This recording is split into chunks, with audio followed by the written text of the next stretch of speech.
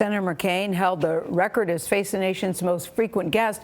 He appeared 112 times. Wow. And most of those interviews were with CBS News contributor Bob Schieffer, who joins us at the table. Also here is CBS News senior national security analyst Fran Townsend, President George W. Bush's Homeland Security advisor. She worked with Senator McCain on immigration reform and describes him as a mentor and a friend.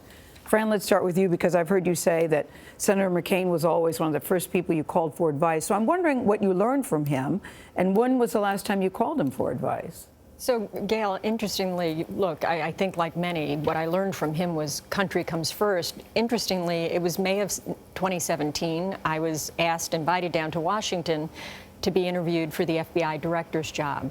And look, there had been a good deal of scratchiness between the senator and the president. And I am an incredibly loyal friend. And so I wouldn't go down without talking to him. I wasn't sure I wouldn't go down at all. And he was at his ranch. I talked to Cindy. She got him on the phone. And I told him that they wanted me to come down. And I said, what should I do?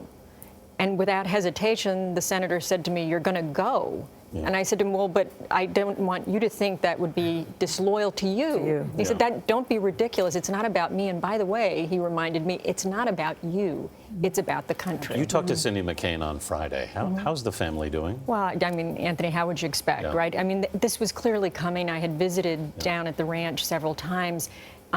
Cindy had been extraordinary. She has been by his side, you know, every day. She has been his caregiver, his advocate. She's been the rock of the family. But it doesn't matter that you expect it. This is, of course, going to be a difficult time for everyone in the family. Bob, Senator McCain lived so much of his life in public, even being shot down, of course, over Vietnam, half a century. But so much about the last 6 months of his life we know so little about. You were at his ranch in May. What was that visit like? Well, I'll tell you, it's something I will never, ever forget. He was out on the back porch, that house out there. There's a creek that runs by and these beautiful trees, and there was a little breeze, and he was in a big hospital bed. And I went the day after the Annapolis graduation, and you'll remember that President Trump had been the speaker there, and there'd been a lot of a lot of talk that maybe some of the cadets might turn their backs on the president or might have some sort of a demonstration. Well, they didn't. And as we were talking about it, Senator McCain said to me, he said, I was so proud of them. I was so proud because this was about the presidency, the office of the president. And he said, they conducted themselves as they should have. Yeah, the more stories you hear about John McCain, though, I keep thinking about courage. I keep thinking about grace. That clip I remember at the time when the woman said something about Barack Obama being Arab and how he took the mic away and said, no, ma'am, that he immediately just shut that down, Fran. Yeah, I mean, and so this, you know, he wrote this book about why courage matters, and he really believed, it didn't mean that he never made a mistake or anything that he regretted, but he really believed that you had to live your life with courage, and that meant an idealism that was coupled with action, a willingness to act. That clip you mentioned is one that I prize, right? Because I think it's vintage McCain.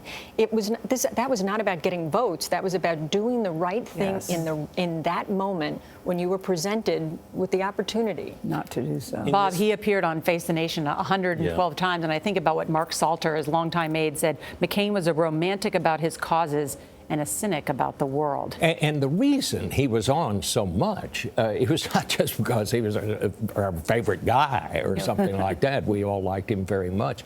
But he was involved in almost everything, every major issue of the last 30 years. He's either running for president, he's either the chairman of the Senate Armed Services Committee, he's talking about the war in Iraq, and all of these things. He was in the middle of everything. Is he replaceable in the Senate right now? I mean, is there I mean, at this moment in time, his voice, do you know what was it that President Eisenhower said when they asked him, can you name what Richard Nixon has done, who was his vice president? He said, give me a week to think about that. I'd like to think about some that. Time. But Bob, I do marvel. But the thing about John McCain and why he was such an effective communicator, he understood what we do and he expected us to understand what he did. Because they said he could get mad at the press, but he Oh, he wasn't could. petty. That he could get upset with you and pout a little bit, but then he would carry on. Which Well, is sometimes he why. was petty. Sometimes he held grudges. Let me tell yeah, you, sure. here is what set John McCain apart. What? You could always find it. You know, most politicians, when the news about them is good, they're easy to find.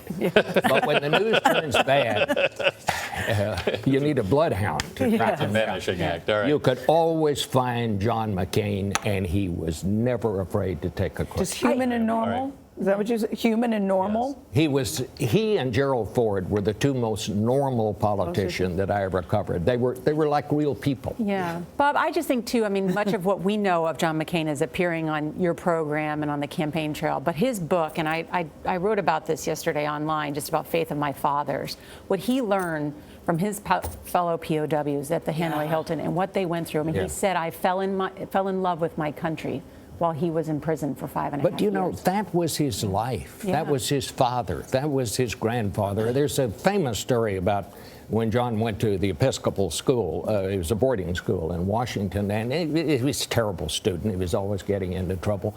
And the principal called his father and said this, and his father said, have you caught him lying or stealing? Yeah. And the principal said no, and he said, well, call me if you do. All right. Bob Schieffer, Fran Says a lot. Townsend, thank you both very much.